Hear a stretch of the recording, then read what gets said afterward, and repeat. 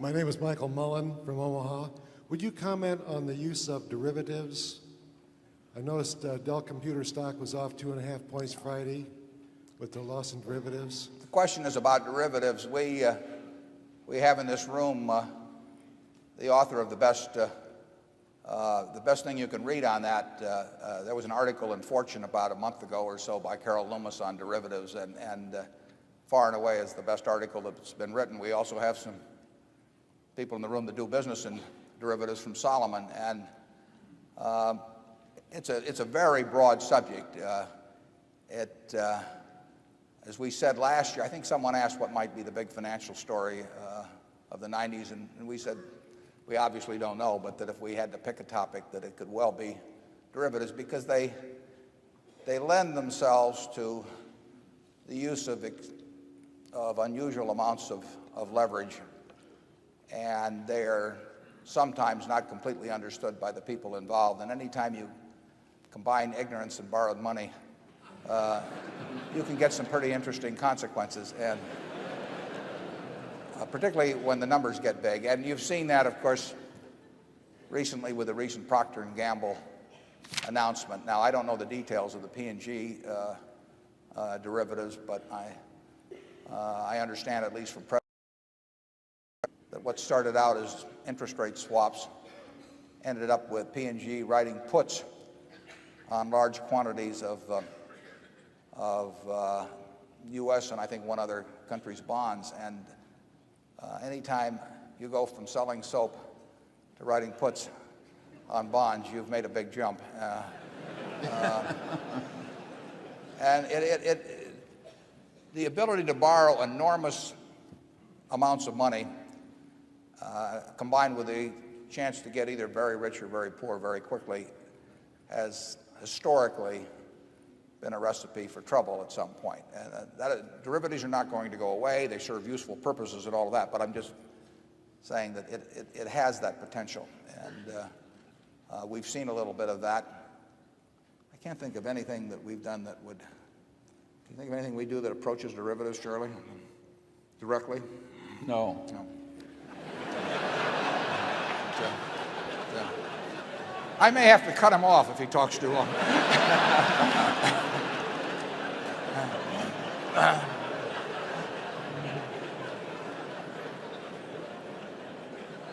Is there anything you would like to add to your already extensive remarks? I'm sorry. No. Okay. In that case, we'll go to zone 2. Mr. Buffett, my name's Alan Maxwell from Omaha. I've got 2 questions. What is your next goal in life now that you're the richest man in the country? That's easy. It's to be the oldest man in the country.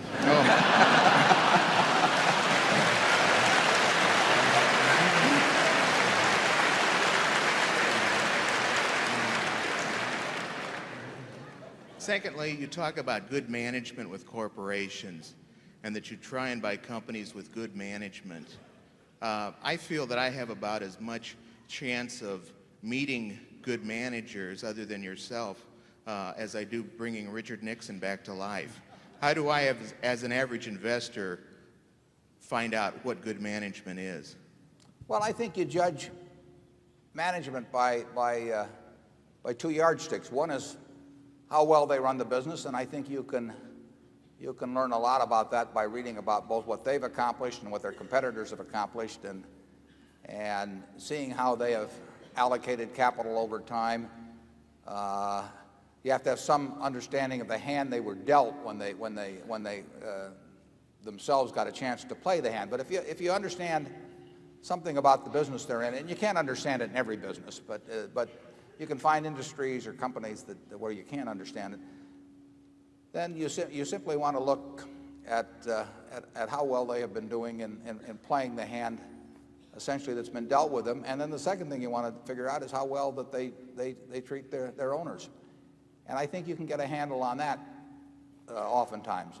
A lot of times you can't. I mean, there are many companies that obviously fall in somewhere in that 20th to 80th percentile, and it's a little hard to pick out where they do fall. But I think you can usually figure out I mean, it is not, it's not hard to figure out that, say, Bill Gates or Tom Murphy or Don Keogh or people like that are really outstanding managers. And it's hard to figure out who they're working for.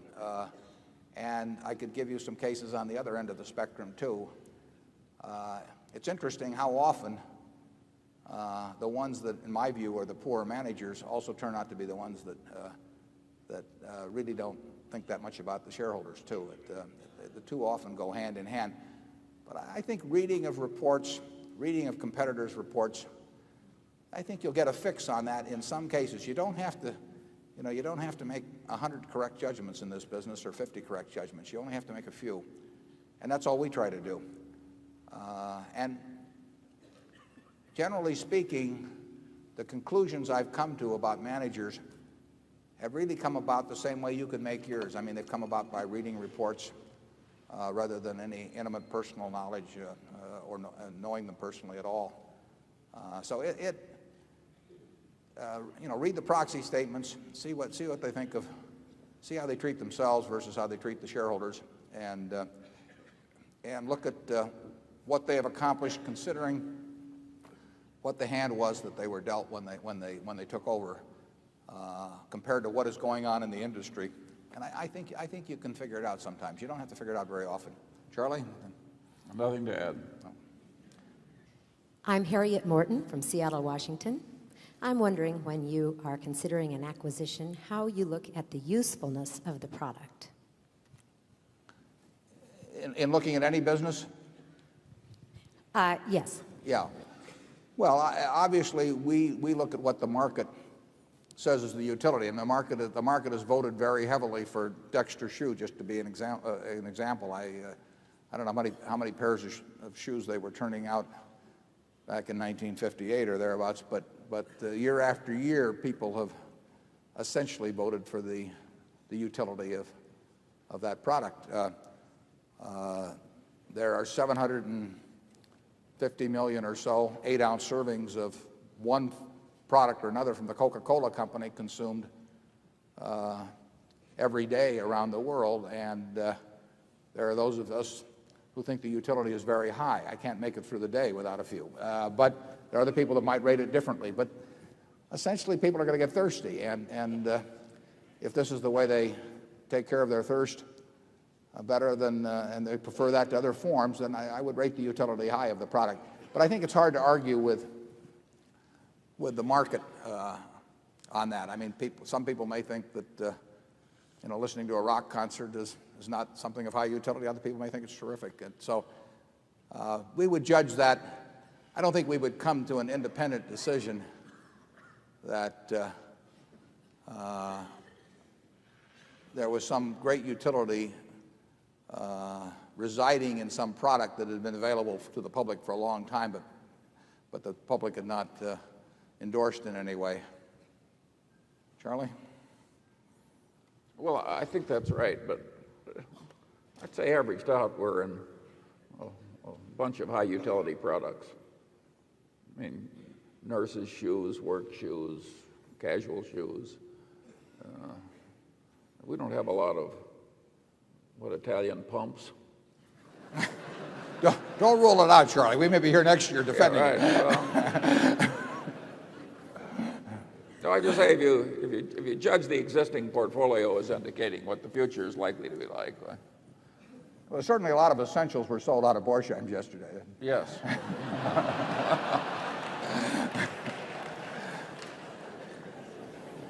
I hear my family clapping. Good morning, Mr. Berkshire, Morning. or Buffett. I have a niece here who has a son named Berkshire, so I'm Chris Blunk from Omaha. My first question is, in years past, we've had samples of various products. When are we going to have some Guinness? Some what now? Guinness samples? My second question is, in light of the multiple disasters that have taken place in L.A., has that had any impact on the cats for Berkshire? On our super cat business? Yes.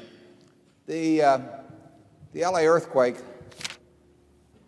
which is originally, I believe the first estimate of insured damage was $1.5 billion, which struck us as kind of ludicrous, but has now escalated. The last official estimate, the one we use that's a trigger in our policies, I think is either 4.5 billion or 4.8 billion, but it's going to be higher than that.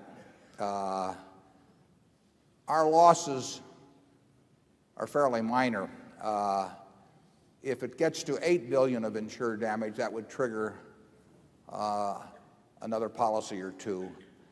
But I would say that the LA quake, which did considerably more damage, I think, than people would have anticipated from a 6.7 for various reasons having to do with how quakes operate. That quake is not going to turn out to be of any real. It's not the kind of super cat that a $15 or $20 billion hurricane which hit Florida or Long Island or New England would be. That's the kind of we could lose, or we could pay out $600 or $700 million in sort of a worst case super cat.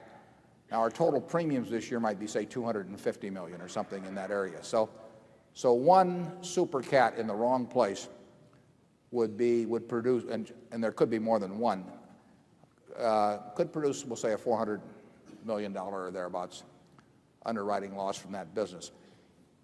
The LA quake is peanuts on that scale, but it wouldn't have taken a whole lot more in terms of numbers on the Richter scale if it happened to have an epicenter where it did and be of the type that it was, relatively shallow, that we could have had that sort of thing happen. I think that the insurance industry has vastly underestimated, maybe not now, but up till a few years ago, the full potential of what a super cat could do. But Hurricane Andrew and the LA quake may have been something of a wake-up call. They were far from a worst-case situation.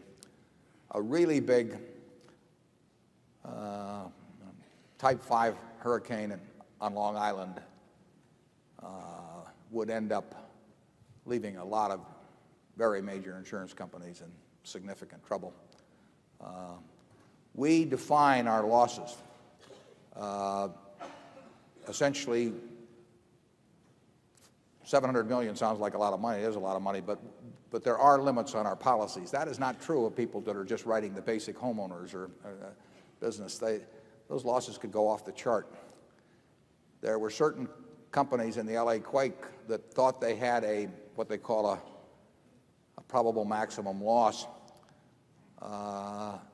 for California quakes, and the LA quake, which was far from the worst case you can imagine, turned out to far exceed those probable maximum losses. So I think the industry has had and may still have its head in the sand a little bit in terms of what can happen, either in terms of a quake in California or more probably in terms of a hurricane along the East Coast. So far this year, we're in reasonable shape, but that doesn't mean much because by far the larger exposure is in hurricanes, and essentially 50% of the hurricanes hit in September, and I think it's about 15% would be in August, close to 15% in October. So you have 80% roughly in those 3 months, and then there's a little tail on both sides. But that's when you find out whether you've had a good or bad year in the super cat business, basically. It's a business we like at the right rates because there are very few people that can afford to write it at the level that the underlying company, the reinsured companies, need it. And we are in a position, if the rates are right, to do significant business. Charlie? Nothing to add. Zone 1?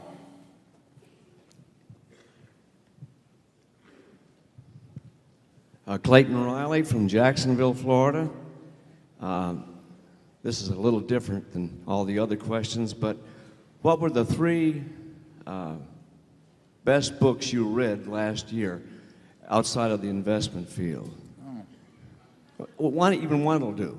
I'll give you. I'll tout a book first that I've read, but that isn't available yet. But it will be in September. the woman who wrote it, I believe, is in the audience, and it's Ben Graham's biography, which will be available in September by Janet Lowe, and I've read it, and I think those of you who are interested in investments for sure will enjoy it. She's done a good job of capturing Ben. One of the books I enjoyed a lot was written also by a shareholder who's not here because he's being sworn in, I believe today or tomorrow, maybe tomorrow, as head of the Voice of America. And that's Jeff Cowan's book, which is on the people versus Clarence Darrow. It's the story of the Clarence Darrow trial for essentially jury bribery in Los Angeles back around 1912 when the McNamara brothers had bombed the L.A. Times. And it's a fascinating book. Jeff uncovered a lot of information that previous biographies of Darrow didn't have. I think you'd enjoy that. Charlie? Well, I very much enjoyed Connie Bruck's biography, Master of the Game, which was a biography of Steve Ross, who headed Warner and later was co-chairman of Time Warner. Yeah, a little more than co-chairman. Yeah, and she's a very insightful writer, and it's a very interesting story. I am rereading a book I really like, which is Van Dorn's biography of Benjamin Franklin, which came out in 1952. And I'd almost forgotten how good a book it was. And that's available in paperback everywhere. We've never had anybody quite like Franklin in this country. Never again. He believed in compound interest, too, incidentally, as you may remember. He set up those two little funds, one in Philadelphia and one in Boston. Right. Yeah, to demonstrate the advantages of compound interest. I think that's the part Charlie's rereading. Mr. Buffett, I'm Lee Miller from St. Louis. There was an article in the April 18th Barron's that attempted to calculate the value behind each Berkshire Hathaway share. I'm sure you have some views on that, and I'd be very interested in your perspective on that issue. Yeah, there was an article about a week or so ago in Barron's. The same fellow wrote an article about 4 years ago reaching pretty much the same conclusion, and I hope he hasn't been short in between, but I would say this, it is not the way I would calculate the intrinsic value of Berkshire, but everyone in securities markets makes choices on that. Every day somebody sells a few shares of Berkshire and someone buys, and they are probably coming to differing opinions about valuation. I would say that I found it strange that apparently he forgot we were in the insurance business, but that's not total. It really doesn't make any difference. I mean, we don't pay any attention to what people say about Coca-Cola stock or Gillette stock or any of those things. I mean, on any given day, 2 million shares of Coca-Cola may trade. That's a lot of people selling, a lot of people buying it. If you talk to one person, you'd hear one thing, and talk to another. You really should not make decisions in securities based on what other people think. If you're doing that, you should think about doing something else, because a public opinion poll will not get you rich in Wall Street. So you really want to stick with businesses that you feel you can somehow evaluate yourself. And Charlie and I, we don't read anything about what the economy is going to do, or the market's going to do, or what anytime I see some article that says, these analysts say this or that about some business, it doesn't mean anything to us. You cannot get rich with a weather vane. Zone 7. Thank you for teaching so much to all of us about business. My name is Mike Assail from New York City. You mentioned earlier that Berkshire's shoe business was great, but that other shoe businesses were not so good. What are the uncertainties of the global brand leaders that Berkshire seems to like? They like Coke and Gillette. The global brand leaders in the shoe business being Nike and Reebok. What are their uncertainties in terms of long-term competitive advantage, business economics, consumer behavior, and the other risk factors that you mentioned in the annual report this year? Thank you. So you're really asking about the future prospects of Nike and Reebok? Yeah, I don't know that much about those businesses. We do have one person in this audience at least who owns a lot of Reebok, but I'm not expressing a negative view in any way on that. I don't understand I don't understand their competitive position and the likelihood of permanence of their competitive position over a 10 or 20-year period, as well as I think I understand the position of Brown and Dexter. That doesn't mean I think that it's inferior. It doesn't mean that I think that we've got better businesses or anything. I think we've got very good businesses, but I haven't done the work, and I'm not sure if I did the work I would understand them. I think they are harder to understand, frankly, and to develop a fix on than our kinds. But they may be easier for other people who just have a better insight into that kind of business. Some businesses are a lot easier to understand than others. And Charlie and I don't like difficult problems. I mean, if something is hard to figure, you know, I mean, we'd rather multiply by 3 than by pi. I mean, it's just easier for us. Charlie, I mean... Well, that is such an obvious point, and yet so many people think if they just hire somebody with the appropriate labels, they can do something very difficult. That is one of the most dangerous ideas a human being can have. All kinds of things just intrinsically create problems. The other day I was dealing with a problem, and I said, this thing, it's a new building. And I said, this thing has 3 things I've learned to fear: an architect, a contractor, and a hill. And if you go at life like that, I think you at least make fewer mistakes than people who think they can do anything by just hiring somebody with a label. Excuse me, go ahead, sir. You don't have to hire out your thinking if you keep it simple. You don't have to do, we've said this before, but you don't have to do exceptional things to get exceptional results. And some people think that if you jump over a 7-foot bar, that the ribbon they pin on you is going to be worth more money than if you step over a 1-foot bar. And it just isn't true in the investment world at all. So you can do very ordinary things. I mean, what is complicated about this? But, you know, we're $3 billion pre-tax better off than we were a few years ago because of it. There's nothing that I know about that product or its distribution system, its finances, or anything that really hundreds of thousands or millions of people aren't capable of, that they don't already know. They just don't do anything about it. And similarly, if you get into some complicated business, you can get a report that's 1,000 pages thick, and you got PhDs working on it, but it doesn't mean anything. You know, what you've got is a report, but you won't understand that business, what it's going to look like in 10 or 15 years. The big thing to do is avoid being wrong. There's some things that are so intrinsically dangerous. Another of my heroes is Mark Twain, who looked at the promoters of his day, and he said, a mine is a hole in the ground owned by a liar. And that's the way I've come to look at projections. I mean, basically, I can remember Warren and I were offered $2 million worth of projections once in the course of buying a business, and the book was this thick. And for nothing. And we were given it for nothing, and we wouldn't open it. You know, we'd almost pay $2 million not to look at it.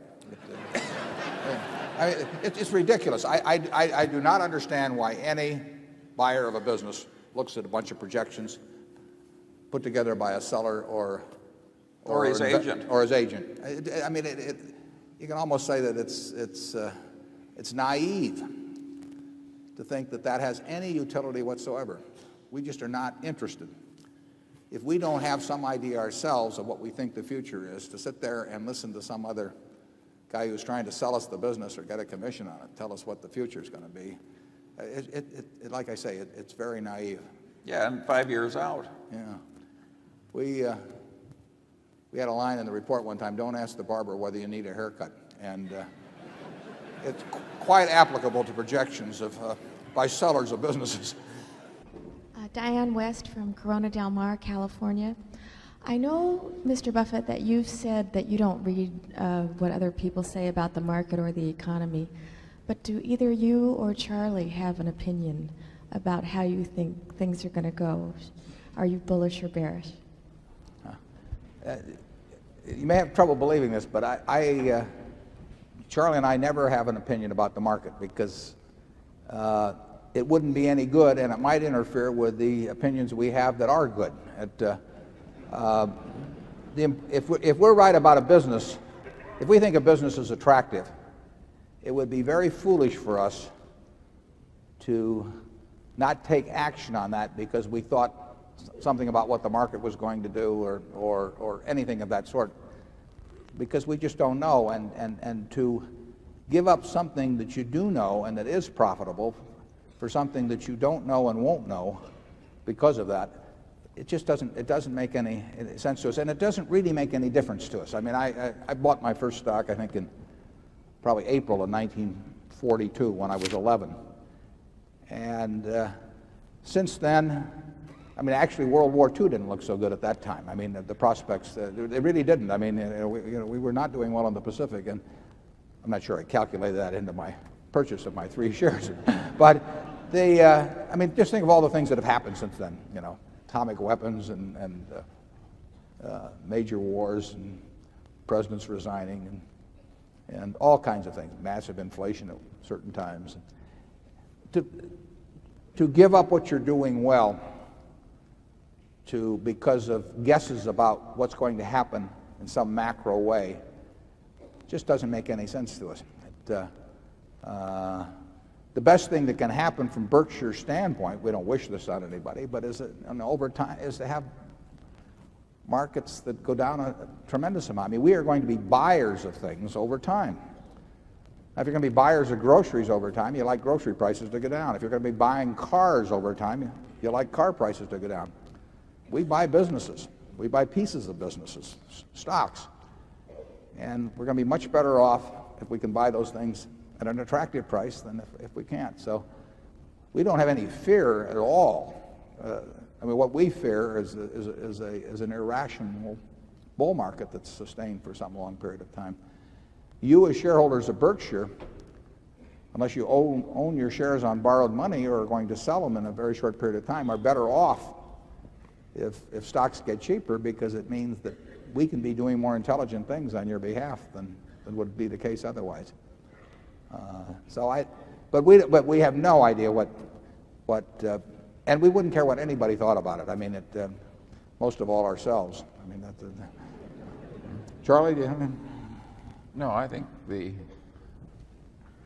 if you're agnostic about those macro factors and therefore devote all your time to thinking about the individual businesses and the individual opportunities, it's a way more efficient way to behave, at least with our particular talents and lacks thereof. If you're right about the businesses, you'll end up doing fine. We don't know, and we don't think about when something will happen. We think about what will happen. It's not so difficult to figure out what will happen. It's impossible, in our view, to figure out when it will happen. So we focus on what will happen. This company in 1890 or thereabouts, the whole company sold for $2,000. It's got a market value now of about 50-odd billion. Somebody could have said to the fellow who was buying this in 1890, you're going to have a couple of great world wars, and you'll have the panic of 1907. All these things will happen. And wouldn't it be a better idea to wait?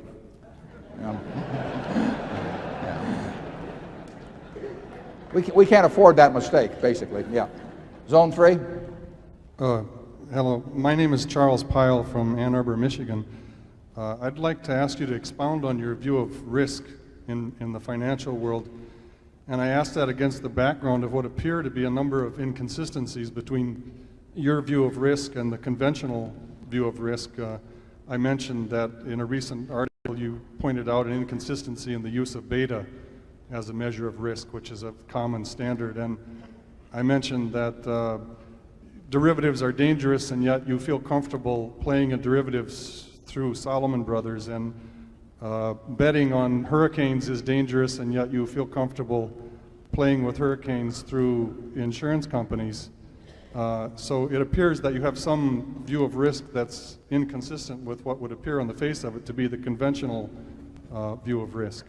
Well, we do define risk as the possibility of harm or injury, and in that respect, we think it's inextricably wound up in your time horizon for holding an asset. I mean, if your risk is that you're going, if you intend to buy XYZ Corporation at 11:30 this morning and sell it out before the close today, I mean, that is, in our view, that is a very risky transaction, because we think 50% of the time you're going to suffer some harm or injury. If you have a time horizon on a business, we think the risk of buying something like Coca-Cola at the price we bought it at a few years ago is essentially so close to nil in terms of our prospective holding period. But if you ask me the risk of buying Coca-Cola this morning and you're going to sell it tomorrow morning, I say that's a very risky transaction. Now, as I pointed out in the annual report, it became very fashionable in the academic world, and then that spilled over into the financial markets, to define risk in terms of volatility, of which beta became a measure. But that is no measure of risk. The risk in terms of our super cat business is not that we lose money in any given year. We know we're going to lose money in some given day, that is for certain, and we're extremely likely to lose money in a given year. Our time horizon of writing that business, would be at least a decade, and we think the probability of losing money over a decade is low. So we feel that in terms of our horizon of investment, that is not a risky business, and it's a whole lot less risky than writing something that's much more predictable. The interesting thing is that using conventional measures of risk, something whose return varies from year to year between plus 20% and plus 80% is riskier as defined than something whose return is 5% a year every year. We just think the financial world has gone haywire in terms of measures of risk. We look at what we do. We are perfectly willing to lose money on a given transaction, arbitrage being an example, any given insurance policy being another example. We are perfectly willing to lose money on any given transaction. We are not willing to enter into transactions in which we think the probability of doing a number of mutually independent events but of a similar type has an expectancy of loss. And we hope that we are entering into our transactions where our calculations of those probabilities have validity. And to do so, we try to narrow it down. There are a whole bunch of things we just won't do because we don't think we can write the equation on them. But we basically, Charlie and I, by nature, are pretty risk averse, but we are very willing to enter into transactions. If we knew it was an honest coin and someone wanted to give us 7 to 5 or something of the sort on one flip, how much of Berkshire's net worth would we put on that flip? Well, we would. It would sound like a big number to you. It would not be a huge percentage of the net worth, but it would be a significant number. We will do things when probabilities favor us. Charlie? Yeah, I would say we try and think like Fermat and Pascal, as if they'd never heard of modern finance theory. I really think that a lot of modern finance theory can only be described as disgusting.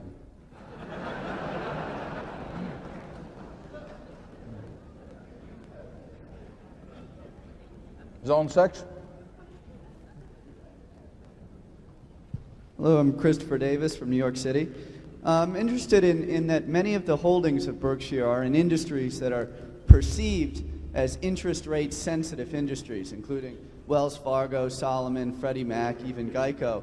And yet you have an admitted sort of ambivalence towards interest rates or changes in interest rates, and it therefore seems that you don't feel that those changes affect the fundamental attractiveness of those businesses. I thought maybe you could share your thoughts on what you see in these businesses that the investment community as a whole is ignoring.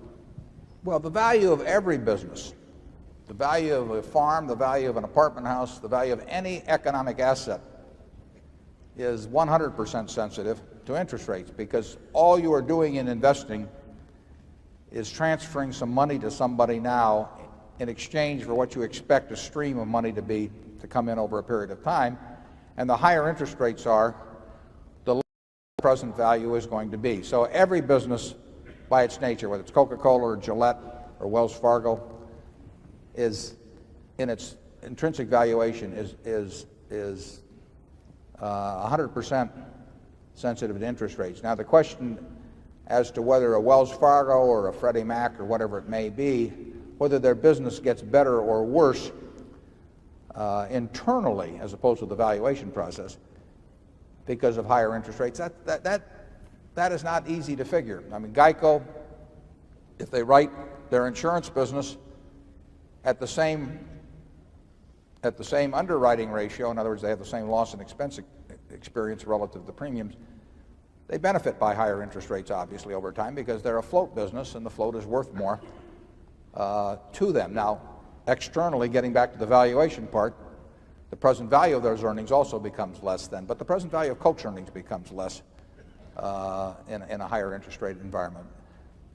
Wells Fargo, it's whether they earn more or less money under any given interest rate scenario is hard to figure. There may be one short-term effect and there may be another long-term effect. So I do not have to have a view on interest rates, and I don't have a view on interest rates, to make a decision as to an insurance business or a mortgage guarantor business or a banking business or something of the sort relative to making a judgment about Coke or Gillette.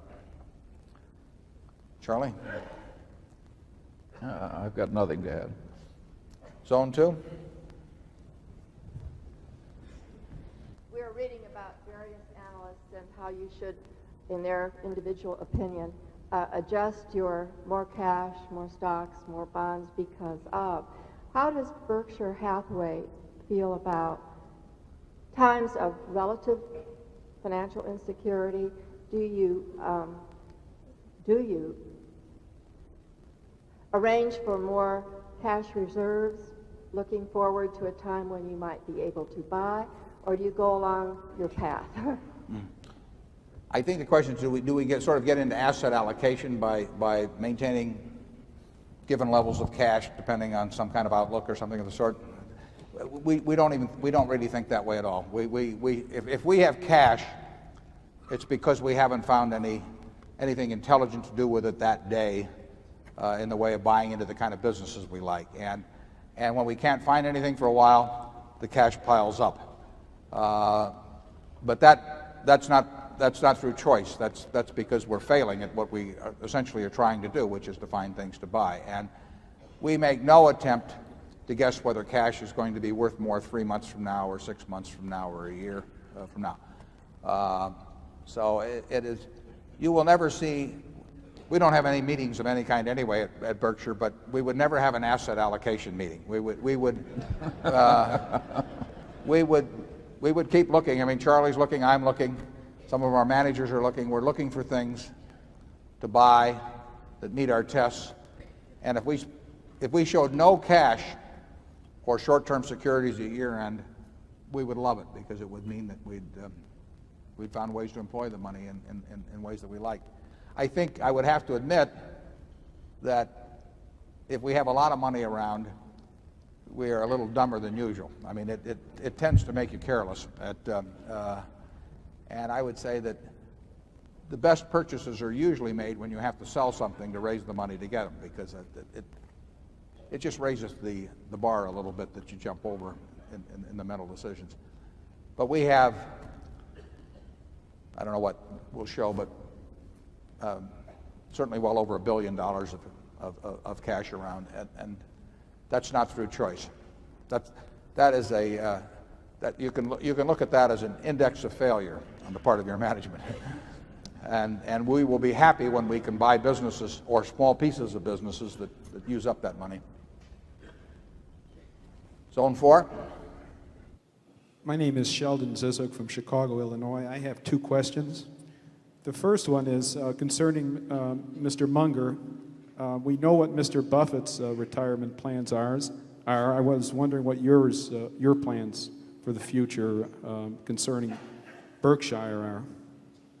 I've always preferred the system of retirement where you can't quite tell from observing from the outside whether the man is working or retired.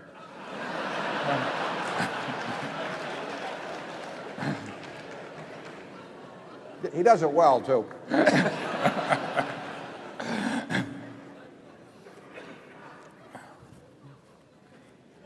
You know, a problem in many businesses, particularly the more bureaucratic ones, is that your employees retire, but they don't tell you.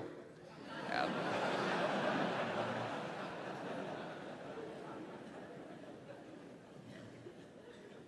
I think I can speak for Charlie on this. Charlie and I are not in any hurry to retire. He's trying to outlast me, actually. Mr. Buffett, Kathleen Ambrose from Omaha. I have a question regarding global diversification, just in general. What do you look for in a company? And if so, as far as Europe or Latin America, if you'd like to be specific. Yeah. The question is about global diversification. All we want to be in is businesses that we understand, run by people that we like, and priced attractively compared to the future prospects. So there is no specific desire to either be in the rest Europe or the rest of the world or Far East, or to avoid it. It's simply a factor that it's not a big factor. There may be more chances for growth in some countries. 80% of Coca-Cola's earnings, roughly, will come from outside the United States.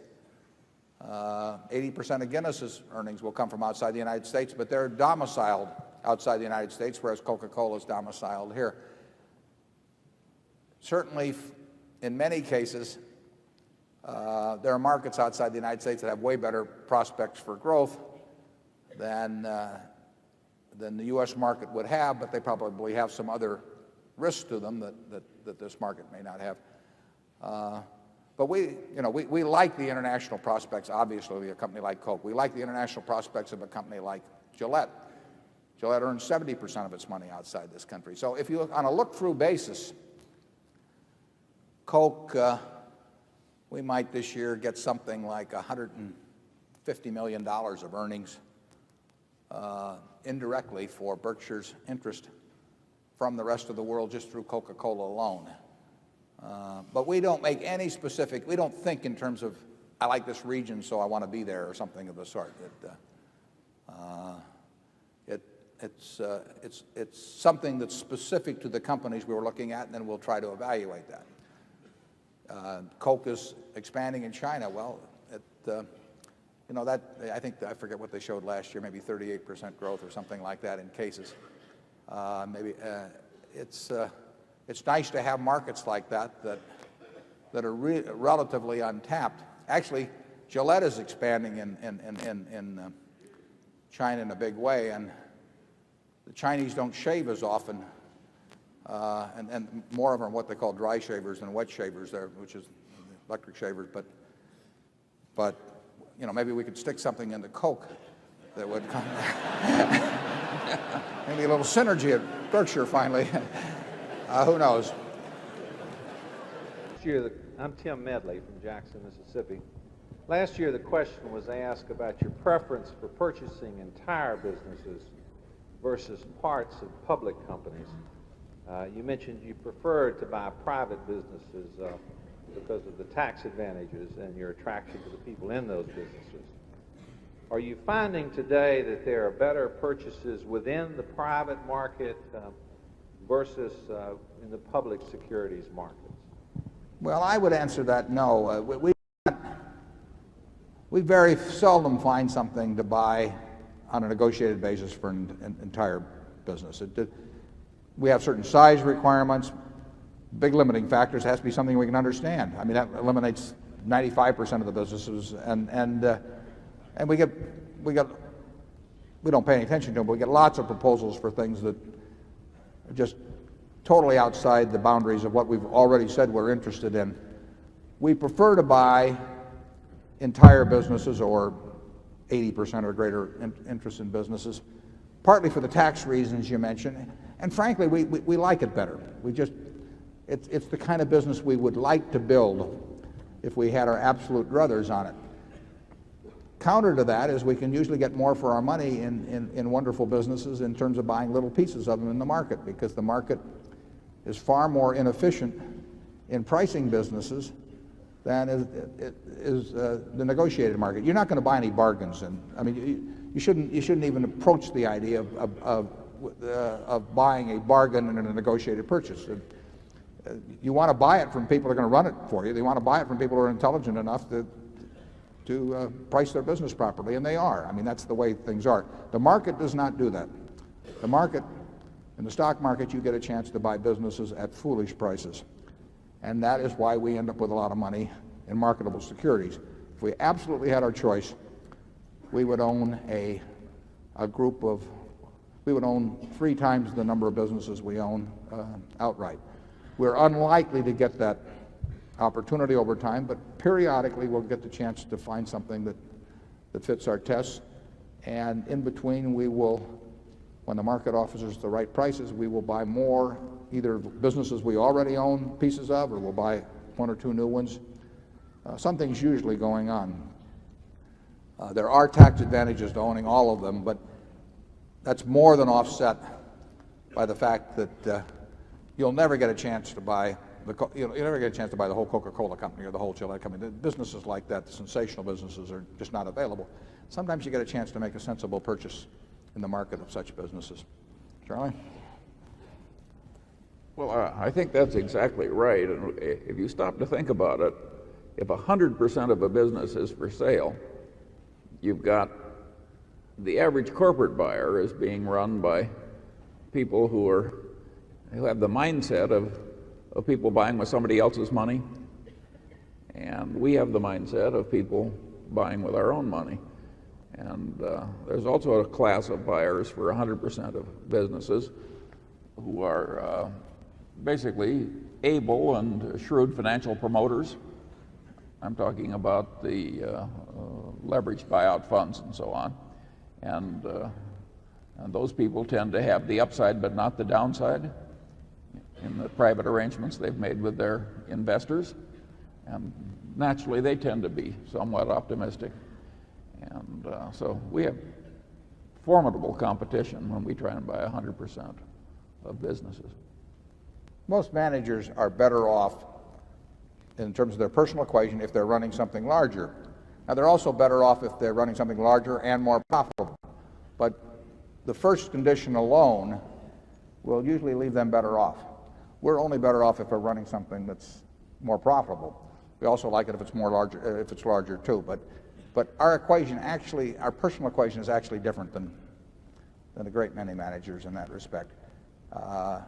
Even if that didn't operate, I think most managers psychically would enjoy running something larger. And if you can pay for it with other people's money, I mean, that gets pretty attractive. You know, how much would and let's just say you're a baseball fan. Well, how much would you pay to own whatever your hometown, the Yankees? You might pay more if you were writing a check on someone else's bank account than if you were writing it on your own. It's been known to happen. And in corporate America, animal spirits are there, and those are our competitors on buying entire businesses. In terms of buying securities, most managers don't even think about it. It's very interesting to me because they'll say that they'll have somebody else manage their money, in terms of a portfolio of securities. Well, all that is a portfolio of businesses. And I'll say, well, why don't you pick out your own portfolio? They'll say, that's much too difficult. And then some guy will come along with some business that they never heard of a week before and give them some figures and a few projections, and the guy thinks he knows enough to buy that business. It's very puzzling to me sometimes. Zone 4. Good morning. I'm Sarah Pruitt from Milwaukee, Wisconsin. And I wondered if you feel that the speed with which information is available and disseminated today has affected your business buying decision process. And do you believe that speed has caused you to miss opportunities? Question about C's expanding? No. Does the speed of information today affect our decision-making process? No, I would say that we perform about like we were doing 30 or 40 years ago. I mean, we read annual reports. The speed of information really doesn't make any difference to us. It's the processing and finally coming to some judgment that actually has some utility. That is, that it's a judgment about the price of a business or a part of a business, of security, versus what it's essentially worth, and none of that involves anything to do really with quick information. It involves getting good information, but usually it's not. We're not looking for needles in haystacks or anything of the sort. You know, we like haystacks, not needles, basically, and we want it to shout at us. And I would say that well, virtually everything we've done has been reading public reports and then maybe asking questions around to ascertain trade positions or product strengths or something of that sort. But we never have to. We can make decisions very fast. I mean, we get called on a business or we can make up our mind whether we're interested in 2 or 3 minutes. I mean, that takes no time. We may have to do a little checking on a few things subsequently. But we don't need to get, I can't think of anything where we really need lots of price data or things like that extremely fast to make any decisions. We've got good management information systems in our operating businesses, but that's just another, that's a question of keeping inventories where they should be and all of that sort of thing. I don't think I think you could be in some place where the mails were delayed 3 weeks and the quotations were delayed 3 weeks, and I think you could do just fine in investing. Mike Macy from Indianapolis. I have really enjoyed reading your annual letters and your annual report, and I've gone back and read all the older ones too. They're terrific. I have also enjoyed reading the 2 books by Peter Lynch. And I see a lot of commonalities between the two of you, the way you think and your philosophy, etc. I'd certainly appreciate it if you'd make a few comments on what you think of Peter Lynch, the things he says in his 2 books, and the advice that he gives to investors. Thank you. I know Peter. I don't know him well, but we played bridge together in Omaha, as a matter of fact. And I like him personally, and obviously he has an outstanding record. And he has written those 2 books which have been bestsellers about his investment philosophy. I don't really have anything. I'm not going to embroider on his. There's certainly a fair amount of overlap. There's some difference. Peter obviously likes to diversify a lot more than I do. I mean, he owns more stocks than the names of companies I can remember. I mean, but that's Peter. And I've said in investing in the past that there's more than one way to get to heaven, and that there isn't a true religion in this, but there's some very useful religions. And Peter's got one, and I think we've got one that's useful too, and there is a lot of overlap. But I would not do as well if I tried to do it the way Peter does it, and he probably wouldn't do as well if he tried to do it exactly the way I do it. I like him personally very much. He's a high-grade guy. What I wanted to know was how you think about how large a position you're willing to take in a given security, both in your case where you have new cash coming in that you can invest, and in a case of an investor where they have a fixed amount of capital and they're trying to decide what's the most they should put in a security that they really love. Well, Charlie and I have, probably at our present size, we will never find anything that we get as much money into as we want. I think that's probably true, Shirley, if we really like it. Yeah, I think that's quite likely. Yeah, so we will probably never hit the limit. We'd love to find something we felt that strongly about, and occasionally we do, but we won't get as much money into it as we would wish, or as if we were running $1 million of our own money or some number like that. So we are willing to put a lot of money into a single security. When I ran the partnership, the limit I got to was about 40% in a single stock. I think, Charlie, when you ran your partnership, you had more than 40%. Sure. And we would do the same thing if we were running smaller partnerships or our own capital were smaller and we were running that ourselves. Because, no, we're not going to do that unless we think we understand the business very well and we think that the nature of the business, what we're paying for it, the people running it, and all of that lead up to virtually no risk. But you find those things occasionally, and we would put, assuming it were that much more attractive than the second, and third, and fourth choices, we would put a big percentage of our net worth in it. We only advise you to do that. Probably don't advise you to do it at all, maybe, but we would only advise you to do it if you're doing it based on your own conclusions about your own ideas of value and something that you really feel you know enough to buy the whole business. If your funds were sufficient and was being offered to you, you ought to really understand the business. But people do that all the time, incidentally, in private businesses, which have got terrible prospects. I mean, they buy dry cleaning establishments or filling stations or whatever, and they put very high franchises of some kind. They put a very high percentage of their net worth into something that a business is very risky, basically. I mean, people put all their money in a farm. You know, it's a business. It's subject to all kinds of business risks. So it's not crazy if you understand the business well, and if the price is sufficiently attractive to put a very significant percentage of your net worth in. If you don't understand businesses, then you're better off diversifying and fairly widely diversifying. So, go ahead. Sorry.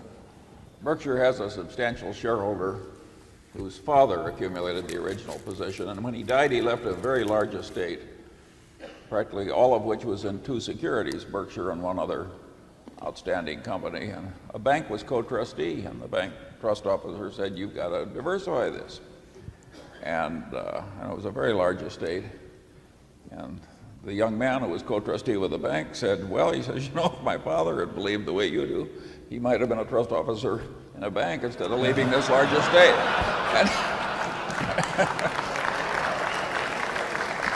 And that young man holds the Berkshire to this day, and I suppose the bank is still giving the same advice.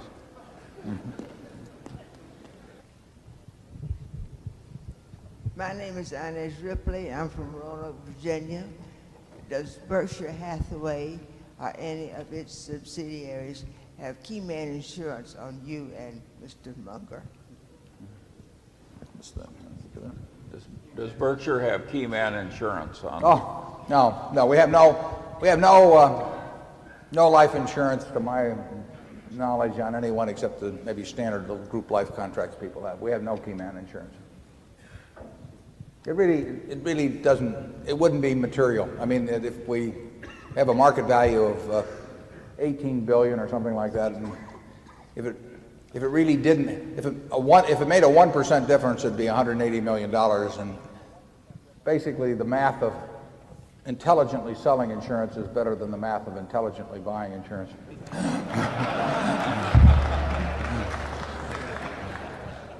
Zone 3.